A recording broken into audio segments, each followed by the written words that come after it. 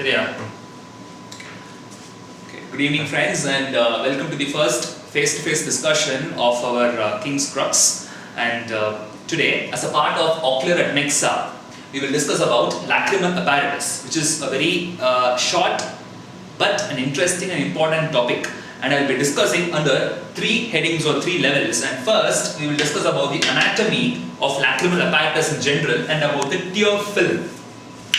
In the second level, we will go for the three important diseases related with or concerned with lacrimal apparatus. First is the dry eye, second is the watering eye, and third is Dacryocystitis, which is inflammation of the lacrimal sac. I will explain to you later. The third level, we will discuss about some important MCQs and a very interesting but a very long topic, nerve supply to lacrimal gland, which you will be learning in anatomy obviously, but dealing here is of high relevance and of a very important clinical significance. And we will discuss some MCQs and some important points which you may not find it in other textbooks while you read. So let us move on to the first part, the anatomy of lacrimal apparatus. Okay? So we'll start with the anatomy of lacrimal gland. Okay? Now this is my eyeball. Okay? And this part is the lateral part. You have the lacrimal gland. It is the main lacrimal gland. And this is the medial part, where you have the nose. So, we'll discuss about this main lacrimal gland, which is on the lateral part. Now, lacrimal gland, with the help of these ducts, will drain into the upper part of the lateral fornix, where tears are being secreted to the eye. Now, we'll discuss about this lacrimal gland. Lacrimal gland is a serous acinar gland. First point, it is located in a fossa for lacrimal gland. Okay? Now, as far as lacrimal glands are concerned, you have two types. You have the main lacrimal gland, which is this the main lacrimal gland, and second you have accessory lacrimal glands. You have two named accessory lacrimal glands, the glands of Cross, C-K-R-U-S-E, Cross, and the gland of Wolf. So there are two accessory lacrimal glands. The main lacrimal gland is essential for reflex tear secretion. So whenever we have any corneal or conjunctival irritation or some sensation, as a result of which there is a reflex secretion of tears, that is taken care of by the main lacrimal gland. But the Cross and Wolf, these two accessory lacrimal glands, will take care of the basal tear secretion. The basal tear secretion, which means for the normal nutrition of eyeball, you require the basic or minimal secretion of tears. That is taken care of by these two accessory lacrimal glands. Now, adding more points to the, let us go further. Now, the lacrimal gland, the tears are being secreted in this aspect. Now, as we blink, the orbicularis oculi muscle supplied by the 7th cranial nerve acts, and when we blink, the tears are being spread over the eyeball from the lateral aspect to the medial aspect. So, this is the secretory aspect of the tears, and here is the drainage part. Let us discuss about the drainage part now.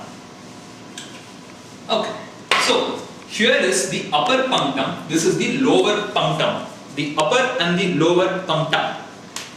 These punctum, the upper punctum, this is the lower punctum.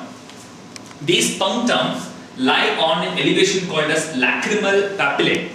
From here you have the vertical part and the horizontal part of the upper and lower canaliculi. Here is the vertical part and here is the horizontal part. The vertical part is 2 mm. The horizontal part is 8 mm. Now these two upper and lower canaliculi are going to join to form a common canaliculi. This common canaliculi is going to drain into the lacrimal sac. The lacrimal sac is around 10 mm in the length. And the lacrimal sac is going to have a fundus, a body and a neck. And the neck is going to continue as the nasolacrimal duct. Okay. An important MCQ point here is, at the junction between the common canaliculus and the lacrimal sac, you have a valve. That valve is called as the valve of Rosenmuller. At this end of nasolacrimal duct, you have a valve, and that valve is valve of Hessner. Now, the nasolacrimal duct is going to drain into the inferior meatus. The inferior meatus of nose. Now, an important clinical applied aspect here, when you have a block in this nasolacrimal duct, when you have a block here, what is the way to ensure drainage of tears? We have to create an anastomosis between this lacrimal sac and nose. That is, a stoma should be created between lacrimal sac and the nose. And that operation, so the surgery is DCR, Dacryocystitis, okay? We create an anastomosis between the lacrimal sac and which part of nose? That is the point. So it's between the lacrimal sac and middle meatus of nose. So compare and contrast between this. It's between the middle meatus of the nose and the lacrimal sac. But whereas the nasolacrimal duct drains into the inferior meatus of nose. Okay? It's important clinical point, important MCQ. Okay? Now, what is the length of this lacrimal sac? The length of the sac is 10 millimeters. The length of this duct, nasolacrimal duct, is around 10 to 18 millimeters. It's a variable value. You have like 12 to 18 millimeters. Okay. Now, some important points are, this lacrimal sac is going to lie in a fossa called as lacrimal fossa.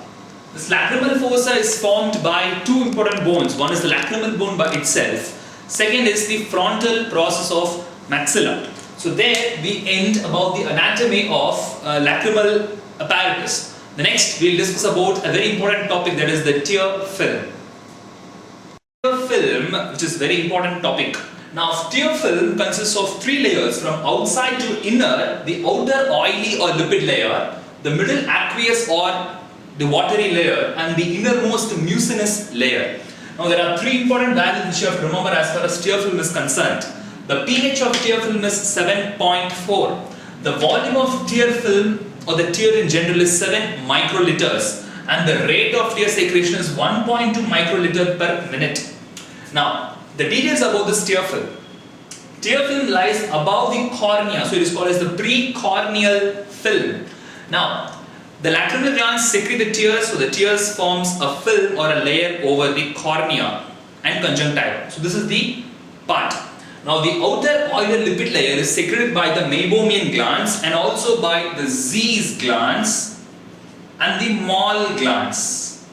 So the details of these glands will be dealt later, in the next lecture probably, when we discuss about the eyelid anatomy.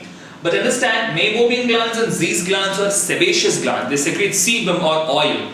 Moll gland is a sweat gland. Okay? So this secretes this outer oily or lipid layer. This is essential because above this layer is the air. So this layer is in contact with the air. So it prevents the evaporation of tear film. So this is the outer lipid layer. The middle aqueous layer is secreted by the lacrimal gland itself. It is watery, consists of, it is alkaline in nature and it is salty. The inner mucinous layer is secreted by the goblet cells of conjunctiva and also the glands of Mans. Okay, the glands of Mans. So two important cells secrete, or two important glandular secretions are there for inner mucinous glands. Okay, now this lies over the cornea. Now, the next section we will discuss about the disorders of eye. You will start with dry eye because the pathophysiology of dry eye is based on this tear film. So let us move forward. So we will start with dry eye, which is the first disorder as far as lacrimal apparatus is concerned. Now we will bring back the same picture again. The outer oily layer, the middle aqueous and the inner mucinous layer. Now, the disorders of dry eye or the causes of dry eye can be classified based upon which layer of the tear film is deficient. If the outer oily layer is deficient, the various causes for them are reduced vitamin A in meibomian gland disorders and in exposure. Now, meibomian gland helps secretion of this outer lipid layer. So, whenever there is a disorder with the meibomian glands, then you can expect dry eye, especially the deficiency of outer lipid layer. Important is exposure. When you sit directly under a fan or an air conditioner, or when you are exposed to dry hot air, what happens there is going to be exposure, as a result of which there is going to be increase or excess evaporation of the tear film. Therefore, this outer lipid layer is affected, which causes increased evaporation of this tear film, therefore causing dryness of eyes. The middle aqueous layer, two important things is Bogorad syndrome.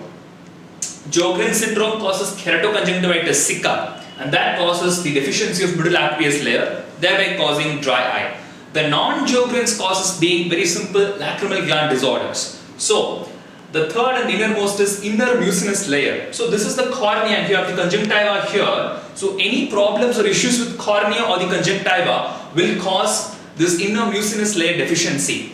When you have burns or you have injuries with help injuries by chemical or alkali injuries, and important MCQ, herpes zoster infections and trachoma, they cause inner mucinous layer deficiency. So the questions will be asked is, what are the conditions causing which layer of the tear film deficiency, therefore causing dry eye, and these have to be understood, read thoroughly. Now, there are three important tests are there. The first and the second most important tests are, when you have a reduced aqueous layer of tear film, the Shermer's test, where two filter strips will be placed in the lateral corners of the eye. Therefore, when the tears are going to moisten those strips, we measure the moistened area. If that is going to be less than 10 millimeters, then that is diagnosed as dry eye, especially the aqueous middle water layer deficiency. Now, the mucinous layer, there is this T-butt, also called as tear breakup time. Now, the tear breaks up easily or very soon when you have a mucinous layer deficiency. So, the tear breakup test, when it is revealed less than 10 seconds, then that is a diagnostic of dry eye pointing towards mucinous layer deficiency. The third test is tear lysozyme test. The lysozymes are very often seen in the tear. They are like antibacterial, and this tear lysozyme ratio will be affected in case of dry eye. So what the next question what they ask in this dry eye is, what are the various tear substitutes which we use it? A patient coming with diagnosed of dry eye. So here is the list. First is polyvinyl alcohol. The second is carboxymethylcellulose. Polyvinyl alcohol, carboxymethylcellulose, HPMC, just know this name, HPMC, then hyaluronic acid. So these are the four tear substitutes. There are lots of things in bananas like refresh tears, high cool tears, and what they contain is probably these: polyvinyl alcohol, CMC, carboxymethylcellulose, HPMC, and hyaluronic acid. So this ends dry eye. We'll move towards the watering eye. Okay, so we'll move to the second part, is watering eye, also called as Epiphora. Okay, so in Epiphora, you have watering of eye or excess secretion of tears. It can either happen because of two reasons. Yes, as I said, it can be hyperlacrimation or increased secretion of tears, hypersecretion of tears, or it can be because of defective drainage of tears. So the two pathophysiologies are there. Now, why do you have hyperlacrimation? It can be because of any congenital or corneal irritation. Any foreign bodies retained in the eye can cause reflex secretion of tears in increased quantities. An important thing is, even a dry eye can cause a watering eye. And this is called as paradoxical tearing of eyes, or we call as paradoxical watering of eyes. The second is defective drainage. We saw the nasolacrimal duct, and above we have the lacrimal sac. From the punctum, the upper and lower canaliculi, the common canaliculi, the lacrimal sac, the nasolacrimal duct. Now, any obstruction in these areas will lead to defective drainage, therefore there is increased watering of eyes. So accordingly, you can have anatomical obstruction anywhere here or physiological obstruction. You know what this anatomical obstruction is? Any obstruction in these areas. What is a physiological obstruction? It is also called as lacrimal pump failure. What is that? Now, as I mentioned in the first anatomy part of this lecture, blinking is essential for spreading of tear film from the lateral aspect to the medial aspect. Blinking is mediated by orbicularis oculi muscle, which is supplied by 7th cranial nerve. So in a 7th cranial nerve palsy, when orbicularis muscle is being affected, so you don't blink, therefore the lacrimal pump as such is affected, therefore causing defective drainage of tears and therefore causing epiphora.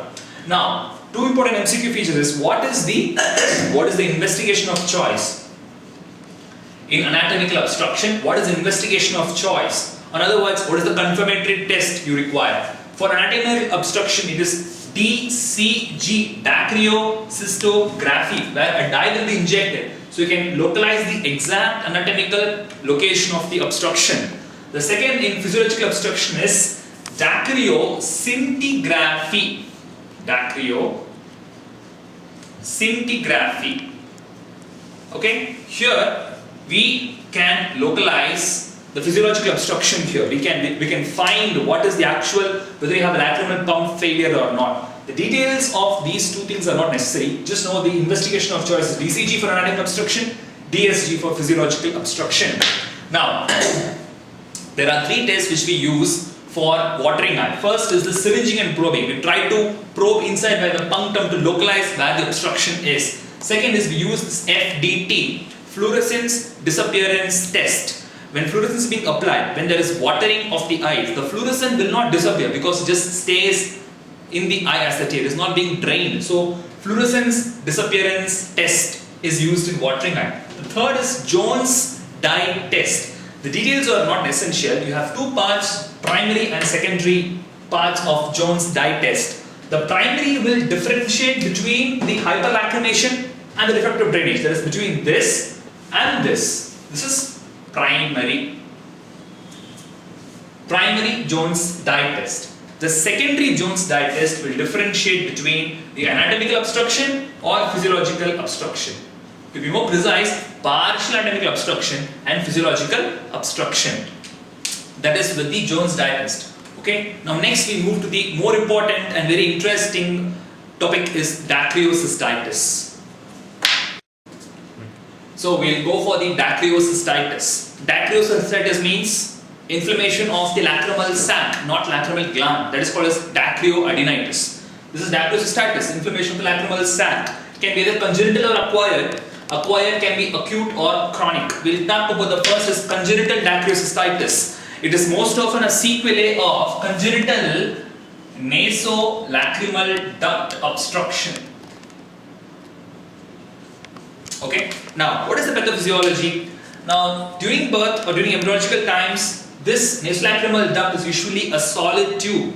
It takes time to canalize. The canalization occurs at last at valve of Hessner. So, valve of Hessner is the last part to get canalized. So, most often an occlusion of valve of Hessner, a membranous occlusion or a non-canalization of valve of Hessner will lead on to congenital Dacryocystitis. So, questions will be asked. What is the most common cause of epiphora or the most common cause of eye discharge in a 2-month-old child, that is congenital Dacryocystitis, or a 2-month-old child coming with complaints of epiphora and watery discharge, epiphora and discharge, and that again is congenital Dacryocystitis. Okay, so the most common presentation is epiphora and discharge of the eyes. And how do you treat this condition? There are, according to the age group, we can divide the treatment options. Less than 1 year, different books give different like time limits for this. So anyway, less than 6 months to 1 year of age, the first and the initial treatment is massage. Okay, that is you have to ask the parents to give a good massage over this aspect. Just press and just give down. So that what happens is that you facilitate the drainage so that the occlusion will be solved. So the initial treatment is massage, and what is the name of the massage? It is called as Krigler's massage. Krigler's massage, an important MCQ. From 1 to 3 years of life, what we do is we can go for probing. Probing can be done so that you try to remove this occlusion. Probing under general anesthesia is being done. Only when, despite massage, despite probing, the occlusion still persists, then you can go for DCR, that is dacryocystitis. The anastomosis between the between the lacrimal sac and the middle meatus of nose, remember. So that is with the congenital dacryocystitis. We will move to the acquired dacryocystitis. Okay, now the acquired aspect, acquired dacryocystitis. The most common presentation is, here is the eyeball and here you have a red inflamed swelling, which is painful, which is tender. Swelling will be there. And it goes to the first stage, that is stage of cellulitis. And then it can go for lacrimal abscess later. The abscess can give way to lacrimal fistula. Okay? These are 3 stages of acquired dacryocystitis. The most common organism involved in acquired dacryocystitis is Streptococcus hemolyticus. Streptococcus hemolyticus. Yes. That is with the acquired dacryocystitis. Yes, moving on to the chronic. The chronic is much more simple. Okay, you have a chronic swelling which is painless. Okay, most often this can go for a mucosal. This mucosal will be there most often. So what is the treatment option? It is DCR for your chronic, but you do not do DCR for acute immediately. You give antibiotics to resolve the inflammation, only then you take up for DCR. So only if resolution of the inflammation, DCR is done. You should not do probing for acute dacryocystitis. Important points. So we move to the final part, this is the extra H. I will discuss about some important MCQs and some topics which you may not read in ophthalm but in other topics like anatomy. Okay. 2 important MCQs is most common ocular finding in mumps. It is dacryoadenitis, not dacryocystitis. It is dacryoadenitis, inflammation of lacrimal gland. Okay, that's the most common ocular finding in mumps. Second, the most common cause of chronic canaliclitis is actinomyces israeli. Okay, so you have a chronic canaliclitis that the common canaliculi goes for fibrosis, goes for destruction, obstruction, and you cannot find a way to facilitate drainage of the tear. So what we do is we remove this common canaliculi, we replace with a tube, okay, like this. A tube is being placed, a glass tube is placed or a glass rod is placed. You give the name as Lester Jones tube. Okay? That is the 3 important points I would just want to mention, highlight. Now we'll talk about the last part of this extra H. I will discuss a very detailed topic which is nerve supply of lacrimal gland, and with help of the anatomy of this nerve supply, I will discuss the crocodile tears, which is a very important clinical aspect. Now first and foremost, follow this diagram very carefully. This is the superior salivatory nucleus. Okay? The upper part of superior salivatory nucleus is called as the lacrimatory nucleus. This is called as the lacrimatory nucleus. So from this nucleus only, your parasympathetic nerve fibers come out. From the spinal cord, your sympathetic nerve fibers come out. So there are two nerve supplies for lacrimal gland. One is the parasympathetic, the next is sympathetic. Parasympathetic is secretomotor, sympathetic is vasomotor in nature. Now, the parasympathetic is black, sympathetic is in red color. So just follow this picture. Now, the parasympathetic and sympathetic, they are like passengers. While they travel all the way to the lacrimal gland, they take different transits, different modes of transport. That is, different types of nerves. So, it is essential for us to understand through which nerve this parasympathetic and sympathetic nerve fibers pass through. So, first and foremost, parasympathetic nerve fibers, they first pass through the 7th nerve, the nervus intermedius, which is the sensory part of 7th nerve. So, while they travel along the 7th nerve, then they reach the geniculate ganglion without any relay. There is no synapse. These parasympathetic nerve fibers then rise up as GSPN, which is the greater superficial petrosal nerve. Okay? So greater superficial petrosal nerve is going to be joined by sympathetic supply from the spinal cord to the superior cervical ganglion. There is a synapse of the sympathetic fibers. The postganglionic sympathetic fibers form DPN, it's a deep petrosal nerve. Both these two nerves, GSPN, greater superficial petrosal nerve, and deep petrosal nerve, both together enter the pterygoid canal as nerve to pterygoid canal, also called as the Whittian's nerve. Very, very important. Therefore, Whittian's nerve is formed by the union of two nerves, GSPN, DPN. So, the nerve pterygoid canal then reaches pterygopalatine ganglion, also called as sphenopalatine ganglion. So, the postganglionic fibers are going to arise. They are going to join the zygomatic nerve. Zygomatic nerve is a branch of maxillary nerve which arises from the trigeminal ganglion. The zygomatic nerve carries these two nerves for a while, and then they are going to travel through the lacrimal nerve, which is a branch of ophthalmic division of the trigeminal nerve. Okay, so lacrimal nerve, then finally the final target to the lacrimal gland. So this is the brief anatomy or the brief nerve supply of lacrimal gland. To revise, there are two, parasympathetic and sympathetic. Parasympathetic from the lacrimetal nucleus, which is from the superior salivatory nucleus. Parasympathetic nerve fibers, they are going to enter the seventh nerve, this is a nervus intermedius. They are going to rely on the geniculate ganglion without any synapse. From there, via GSPN, greater superficial petrosal nerve, joined with the sympathetic deep petrosal nerve, entering into the nerve to pterygoid canal, that is the Whittian's nerve, then to the pterygopalatine ganglion, and finally through the zygomatic nerve and the lacrimal nerve reaches the lacrimal gland. It's a long course. Now, what about this crocodile tears? Why this happens? To explain in brief, what do you mean by this crocodile tears syndrome? Crocodile tears occurs whenever you smell a food, whenever you taste a food, you should salivate. But instead of salivation, there is lacrimation. Therefore, it's a false tears, and we give the name as crocodile tears. We believe that crocodiles shed false tears when they take in food. So that is the name given to this crocodile tears. Now, you know what is a Frey's syndrome is? F-R-E-Y, Frey's syndrome. Frey's syndrome is gustatory sweating. That is, while I eat, I sweat. That is Frey's syndrome. But crocodile tears is different. It is gustatory lacrimation. That is, while I eat, I shed tears from my eyes.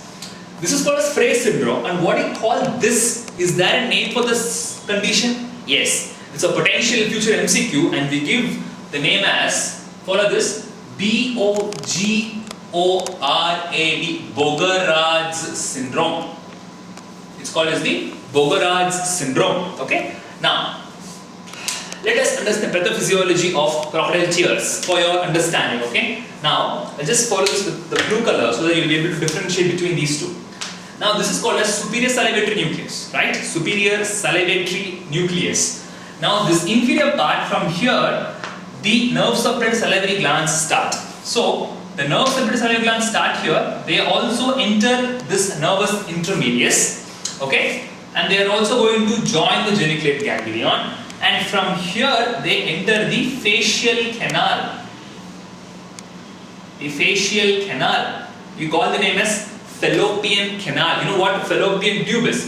Fallopian canal is facial canal in the middle ear. Okay. From there, as the chorda tympani nerve, is the branch of facial nerve. Okay, given in the middle ear, they are going to relay in the submandibular salivary ganglion, and from there the postganglion fibers reach the salivary glands. Submandibular gland, sublingual gland.